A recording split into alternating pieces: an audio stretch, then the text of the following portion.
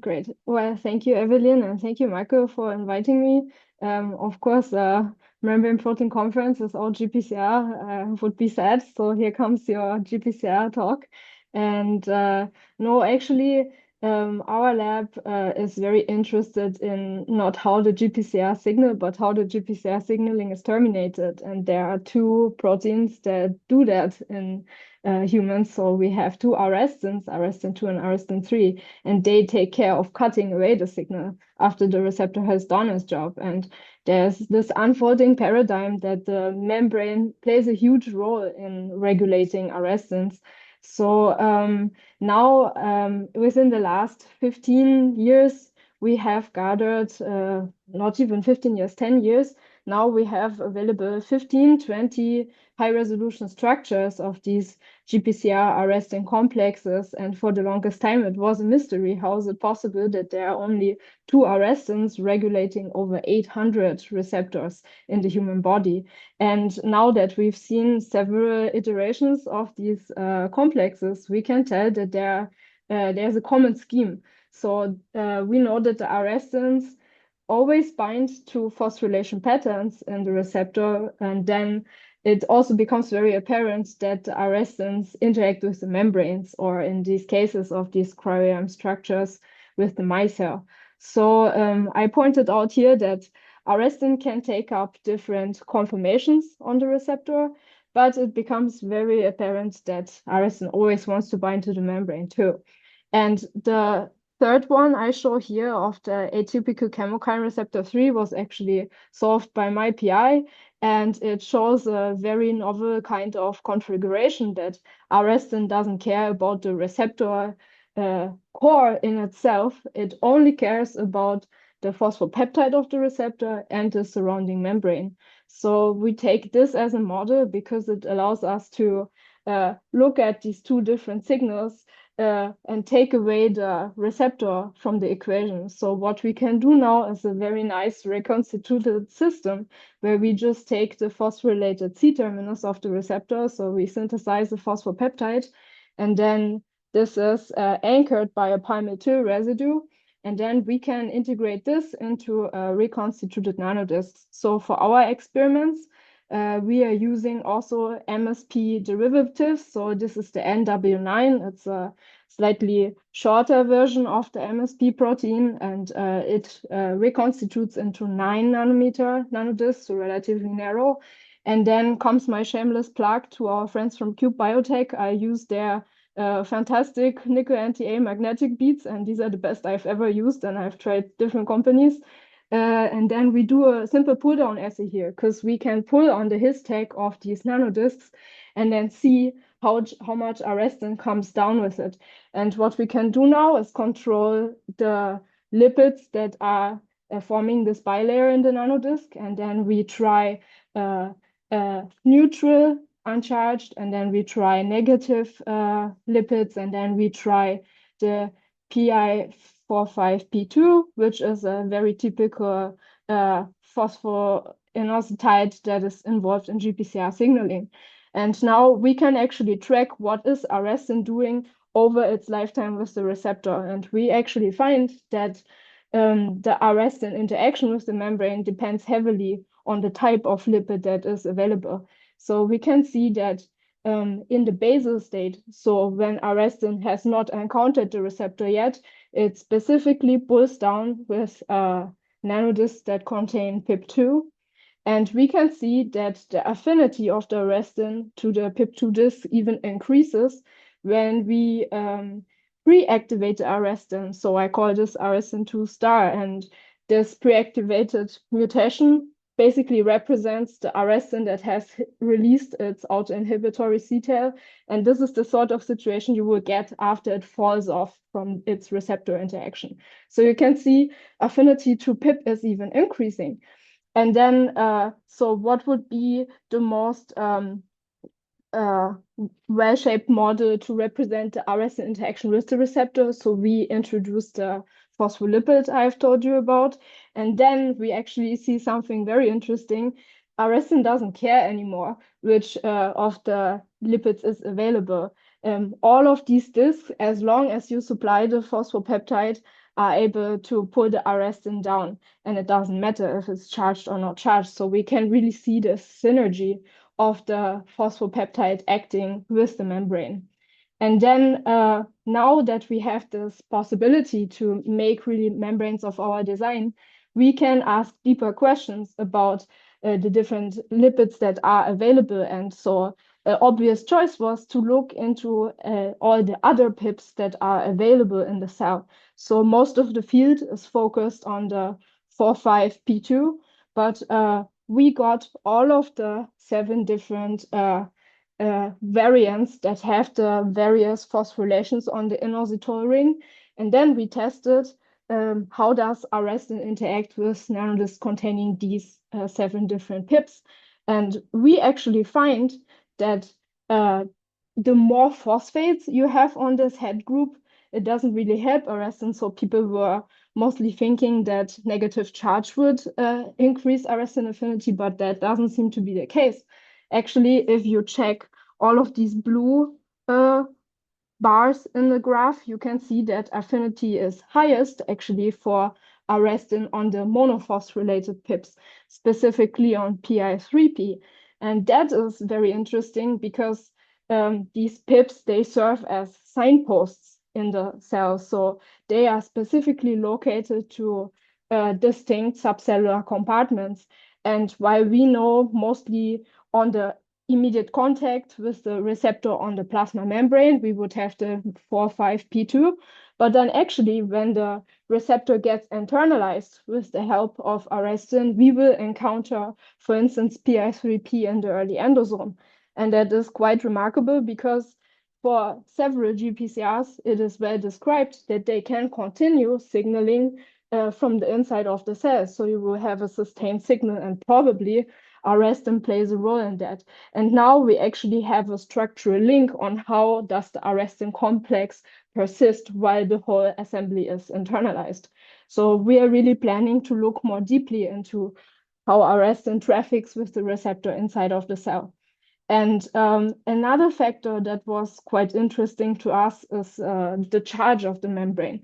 So a very easy experiment we could do is to just titrate in the amount of POPS, so negatively charged phospholipid, and then compare how the arrestin in the basal state or in this pre-active state binds to these different nanodiscs. And it's very obvious, you can tell already from the gel that we can pull down much more arrestin if the overall disk charge is negative. So we can see that this effect is even potentiated when we have the reactive arrestin mutant. And then what I find is very remarkable here is that there seems to be a certain hierarchy between the lipids. Because if you shift your focus now on the right panel, in these nanodiscs, we also have available 10% of PIP2, so which we know that arrestin really likes to bind to. And then when you titrate in POPG, another negatively charged phospholipid, you still get an increase for arrestin binding in the basal state, but in the pre-active state, there's no significant increase anymore. It's a slight increase, but it doesn't seem to matter much anymore, the charge, as long as the PIP is there. So we can tell that there seems to be a non-redundant sort of binding mechanism for these different lipid types. And then, so we really wanted to find out what's going on here in a structural level. So it's already proposed from all of these different cryo-EM structures that arrestin has several sites that confer the lipid interaction. So I have mapped them out here in different colors. So the arrestin has these 2 domains that are, we always say, in a croissant shape, so to say. And then we can find in the N domain this sort of N edge. Then we have the thing that's called finger loop, FL. And then on the C domain, we have 2 putative PIP binding sites, which we call C3 and C4. And then we have the C-edge loop. It's a hydrophobic, relatively long loop that can anchor into the membrane. And now what we can do is we take away all of these different features one by one and then check what is happening with different kinds of nanodiscs. So I have shown you here in blue charted is always the PIP nanodisc. In green, you can see the POPS nanodisc, so just negative lipid, no inositols. And then 3 is a combined nanodisc. And then now let's focus first on the protective PIP binding sites. We have 1 in the N domain and 2 in the C domain. And I think it's quite obvious that there seems to be a non-redundant mechanism going on, because if you look at the N4Q mutant, so this will take away this N domain anchoring site, and then you check that it has barely any effect on the blue displayed PIP nanodisc, but then the POPS seems rather reduced, and it also seems to have a slight effect on the combined nanodisc. And then when you look at the yellow and the green mutants, which take away the PIP binding sites in the C domain, you see that almost no membrane pull down is possible anymore. So these sites are very crucial for binding the both negatively charged lipids and the PIPs.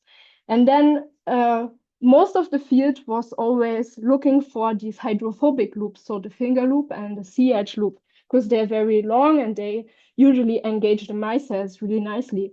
And then it was very surprising to us. So when we mutated them to relatively short residues, we could see barely any effect actually on the pull down. So this already tells us that arrestin is not just a receptor binding protein, it is really a membrane binding protein, because there are so many different options on how it can do that alongside the surface. And then this really brings me to the take-home message I have here for you. So I really want to develop this sort of model that we start integrating the membrane into the GPCR signaling process, because it actually seems that the membrane doesn't only affect the interaction with the arrestin, but what is really important is that the kinases that phosphorylate the receptor to install these phosphobarcodes, they themselves are membrane-associated proteins. So it makes you think that if the membrane environment is changing, probably also the way the kinases can bind to the membrane and interact with the receptor is changing. So we really have this sort of linked coding mechanism that we call it now the lipid Zipcode and the phosphorylation barcode, and both of them integrate to deliver us a really nuanced way arrestins can interact with all these GPCRs.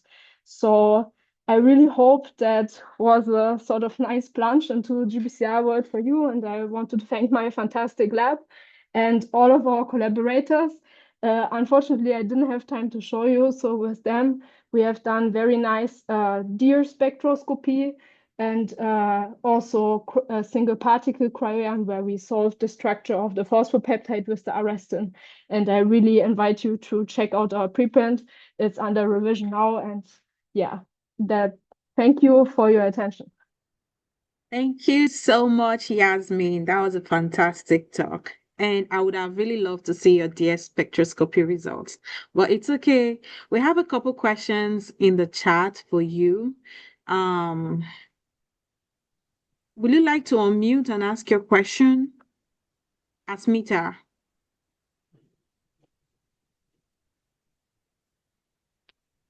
Maybe you could ask for Asmita. Oh, okay. It's okay. So our question is, what companies NINTA did you use for your purification? Yeah, so we use from Cube, and I have to say, so we have very small IP mixes. So I only use 25 microliter. So final protein concentration of the arrestin will be 1 micromolar. And these cubes are insane. So I use 2 microliter of these MacBeats, and I will also in the end, keep them and reconstitute them so I can use them again. They are super potent. And we have tried from Fisher, we have tried from Takada, but honestly, the cube beats were the best. Thank you. Okay, so Michael, could you ask your questions? Great talk. Just wondering, with that hydrophobic patch, leucine 68 to leucine 73, do you think that binds a lipid like cholesterol, there's any lipid specificity, or do you really think there's zero lipid binding there? I mean, so have a look at this particle here. So that's the one that my boss herself solved. You can see this finger loop. That's the thing you mean. It Yeah. really deeply binds into the micelle here, and we know from actually perf microscopy that the Arrestin 3, so the other arrestin, really engages the membrane using this finger loop, because these folks have deleted the finger loop, and that will lose the sort of basal scouting mechanism arrestin has with the membrane. So it is established that the finger loop can really associate with the membrane. And in terms of cholesterol, so there, as far as I know, there's no obvious hint that the finger loop interaction is cholesterol driven, or let's say it's driven out. We know that cholesterol, there's a putative cholesterol binding site on the side of the receptor transmembrane domain, and the way either it's occupied or not occupied changes a lot the receptor dynamics. So I think in a secondary way, it probably has some effect, because the dynamics of the receptor really drives the kinase interaction. So I think by this sort of pathway, you will have difference in arrestin response. By the way, the kinase differently phosphorylates the receptor, but directly I doubt it. And we've actually tried it.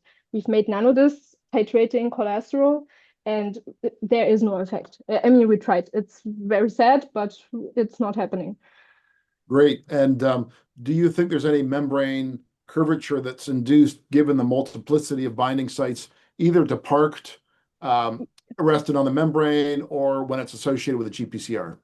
It's funny because you seem to be the author of this paper here for the neurotensin receptor. So they were really the first ones that showed us a deep angle sort of engagement of arrestin, because we were mostly thinking arrestin would be relatively flat, and they were the first ones showing that it penetrates relatively deeply. And they say this could be a mechanism for relatively small endocytic vesicles. As far as I know, in vitro, this hasn't been proven. I mean, it's a nice hypothesis, and I also would like to test it, but we're talking with an MD person right now if this can be simulated. So probably it's going to be hard to do it in liposomes, because it's hard to control their size. Yeah, but it's something we're thinking about here. Okay, thanks so much. Great talk and great Thank answer. you. Thank you. I had one quick question. So you mentioned that Arrestin was less affected by increasing charge when PEP is present, right? Yes. So do you think Arrestin is actually reading specific lipid head groups, or is it more about the local charge density or membrane electrostatics? Okay, let me go back real quick. So I hope it can somehow become obvious from the slides I have. So see, the arrestin is a two-domain protein. And when arrestin gets activated, so when it binds the receptor, these two domains can rotate. And what we think is that this rotation sort of realigns all of these different membrane binding features.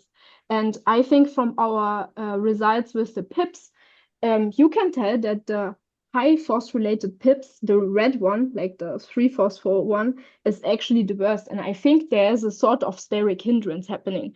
When you have so many phosphates and this head group sticking out, you will see something that we think here is mostly an artifact of the micellar reconstitution, that the PIP is sticking out so far is actually repulsing arrestin from a deep engagement of the complex. So I really think so. It matters.